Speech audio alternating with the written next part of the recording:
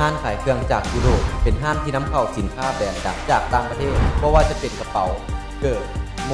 เครื่องสำอางและอื่นๆที่เป็นแบรนด์ชั้นนำทั่วโลกเป็นต้นรองแซม MK โพสซาร่าแมงโก้ชาแนลหลุยส์วิตตองและอื่นๆซึ่งเป็นที่ไว้วางใจจากลูกค้าตลอดมา3 ปีเต็มและยังเป็นห้างอันดับต้นๆของประเทศลาวซึ่งมีทั้งหน้าห้างและบริการทางออนไลน์จัดส่งทุกแขวงทั่วประเทศนอกนั้นสั่งเครื่องจากห้างเฮายังมีข้อดีหลายอย่างบ่มีค่ามัดจำล่วงหน้าบ่เสียค่าหิ้วจากต่างประเทศเข้ามาลาวสินค้ามีตำหนิหรือเพสามารถเปลี่ยนอันใหม่ได้หรือส่งคืนและที่สำคัญทางห้างเฮามีบริการส่งฟรีในนครหลวงเซ็นเตอร์020775837แต่คลิปนี้เพื่อรุ่นหับเอาของแจกของแถมยิงแซ่หลายมีสิทธิ์หลาย